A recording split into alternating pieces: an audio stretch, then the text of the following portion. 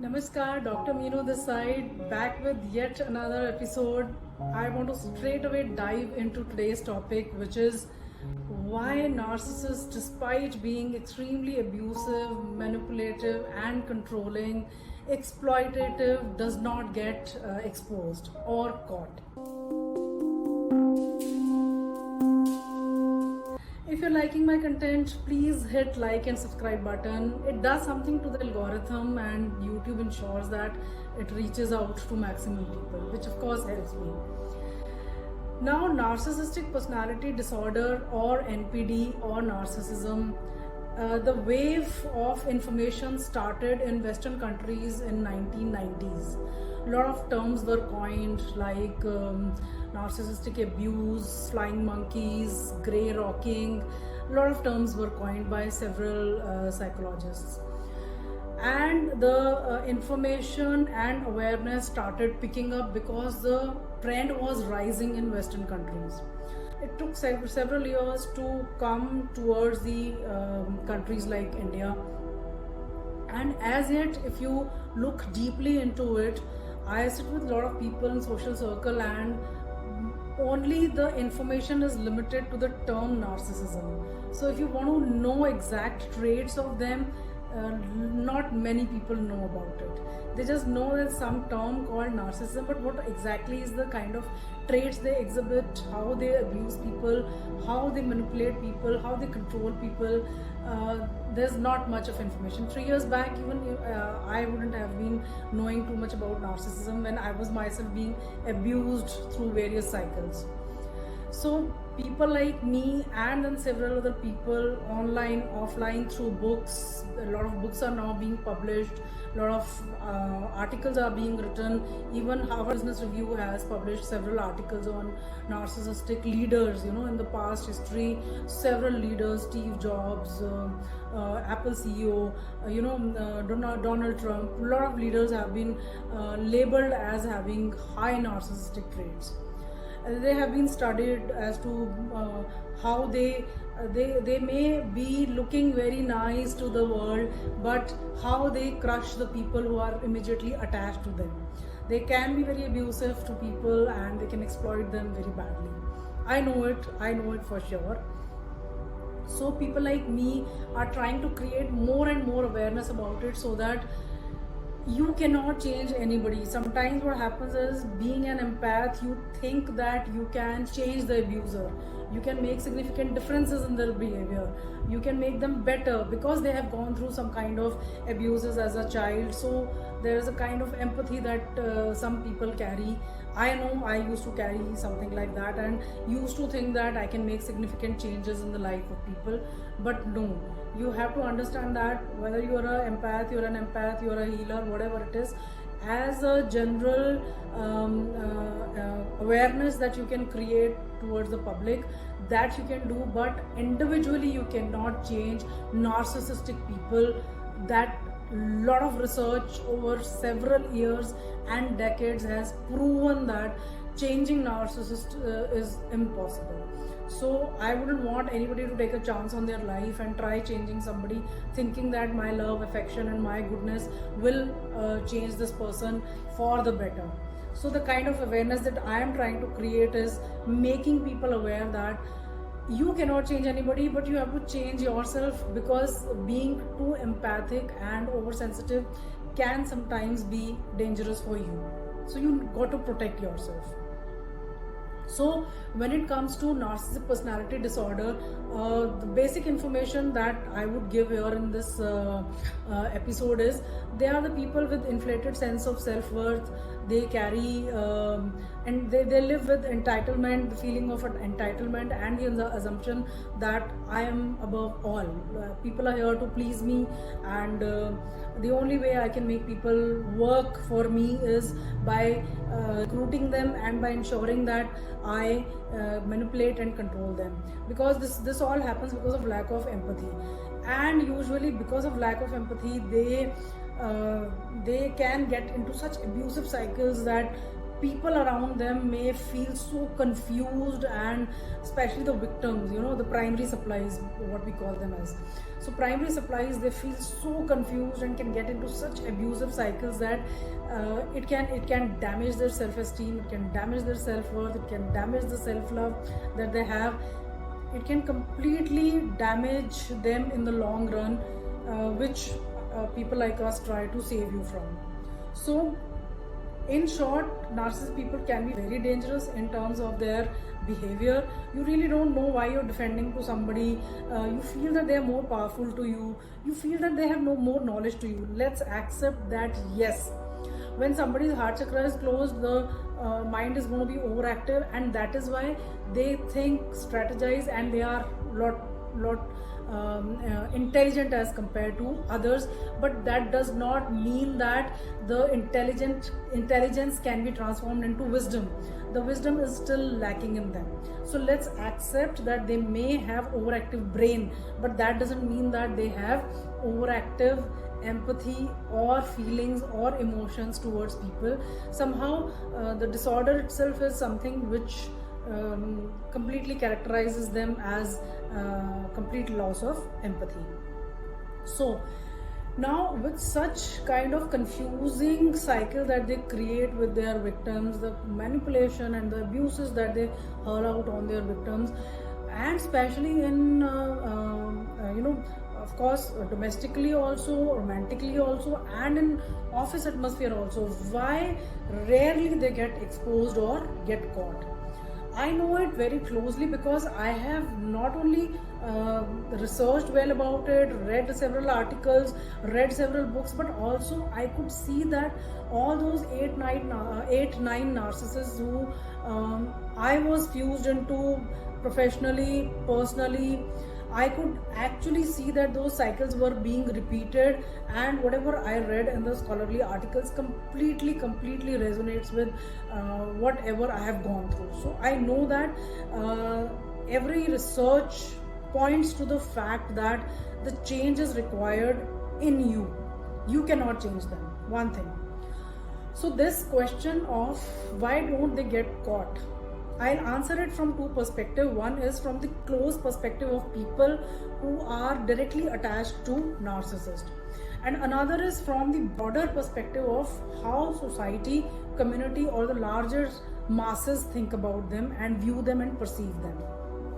So when it comes to immediate primary supply, or the people who are immediately attached to them, there is going to be usually one primary supply that narcissists will have in a situation, in a particular situation, and this primary supply is the one who would be subjected to a lot of abuse, control, manipulation, withdrawal of finances, withdrawal of communication, silent treatments, the approvals will not be given in case of office atmosphere.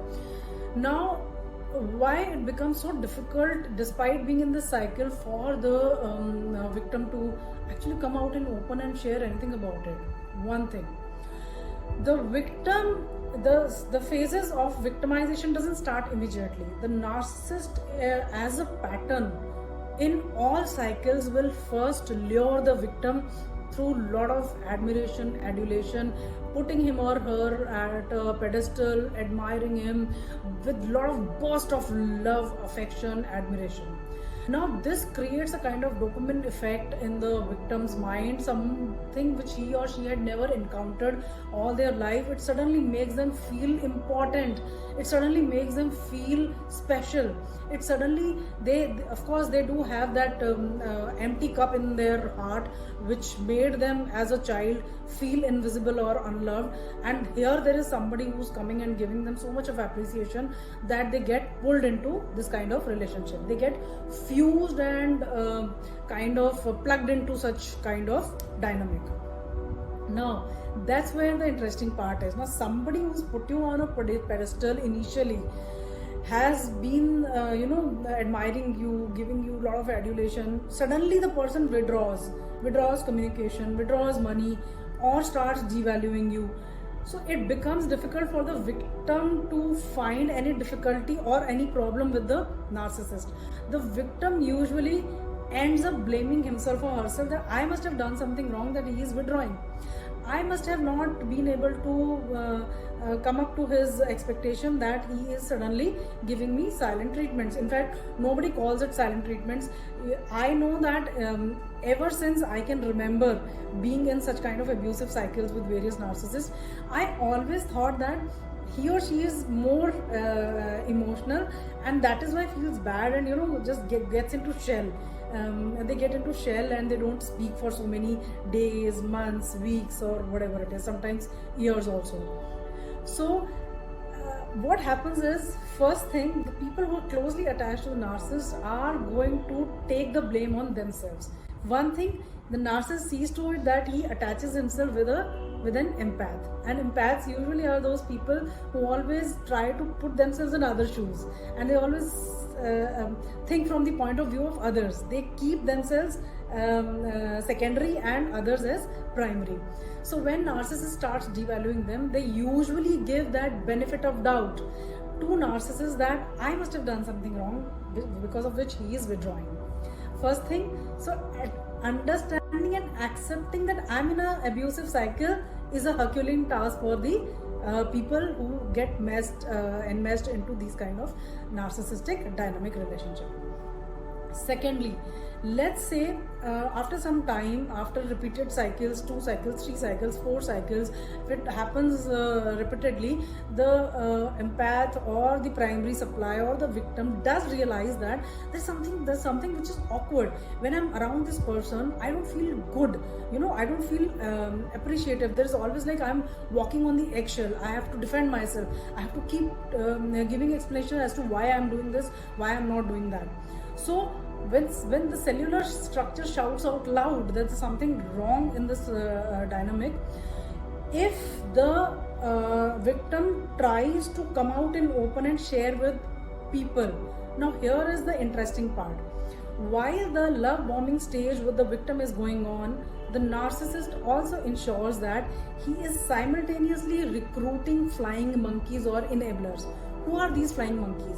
Flying monkeys are the friends, co-workers, relatives, or subordinates of the victim who usually have daily interaction with the victim, and without knowing, unknowingly, they would be the ones who would be passing on the information about this victim to the narcissist.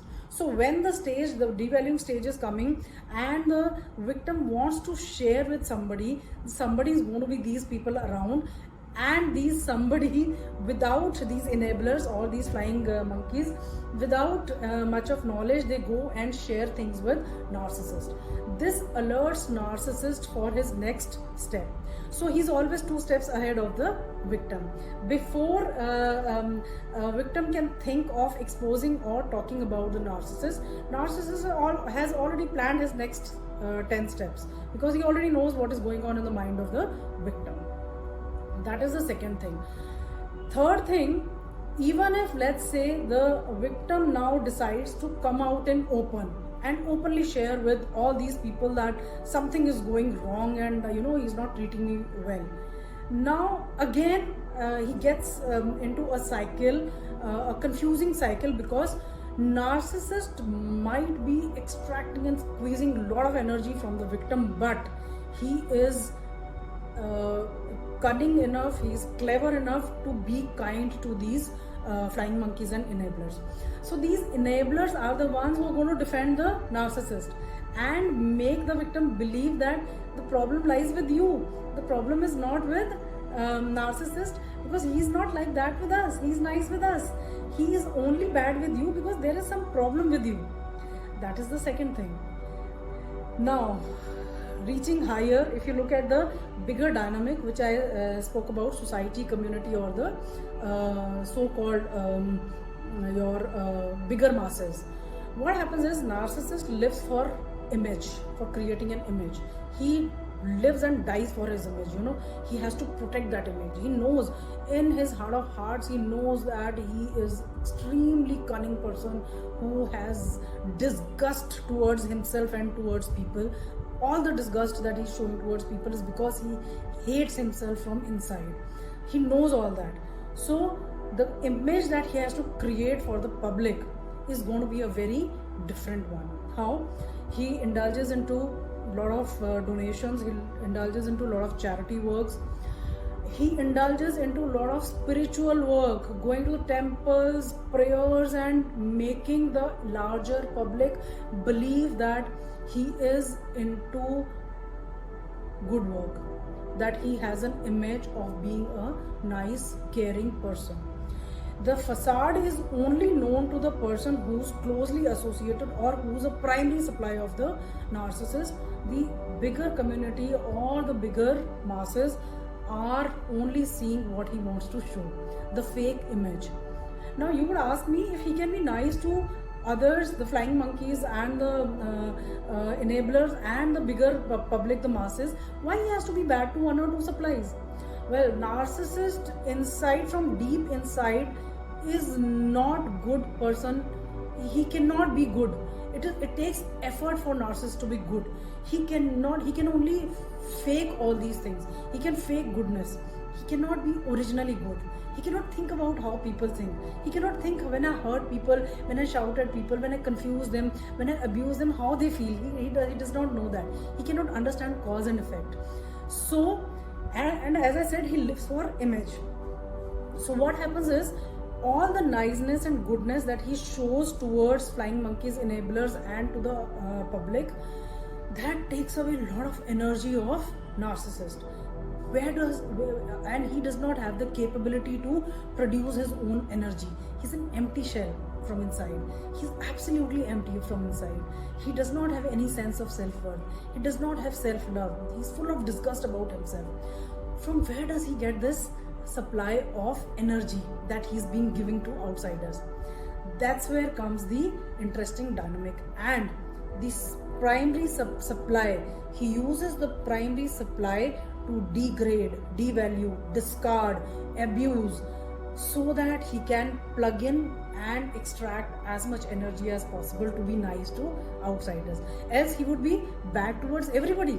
If he tries to be nice to nearby people, he will be bad towards outsiders. But he has to be good to outsiders, and that is why to the closest people he is devil. He can be devilish to people, and these victims, they find it so difficult to explain to enablers or the bigger community how devilish the person is, either in the cabin or in the domestic sphere. Apart from this, in the normal circumstances, whether it is home or it is office, narcissist also has a tendency to create competition amongst the people.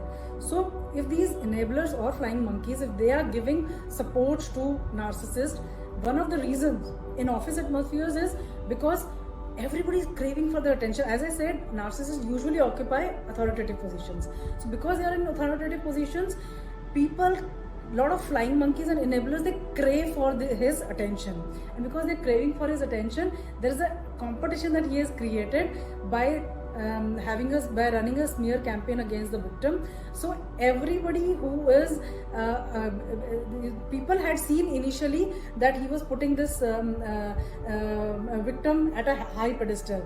Now when the devaluation starts, these people, they start feeling very good and competitive, that now he has been discarded and now is my chance to go close to the narcissist and gain his appreciation and his admiration and his adulation. So a lot of competition will be created. Home sphere also, he would create competition among the kids.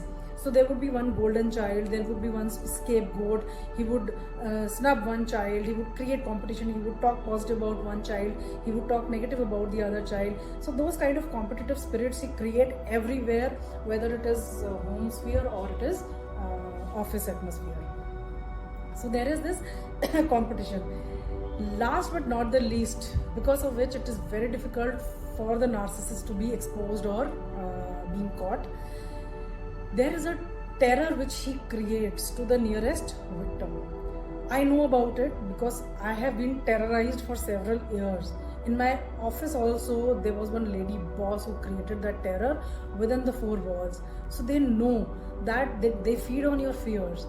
If they analyze within few days that you are a fearful person, they would feed on your fear and they'll create that terror.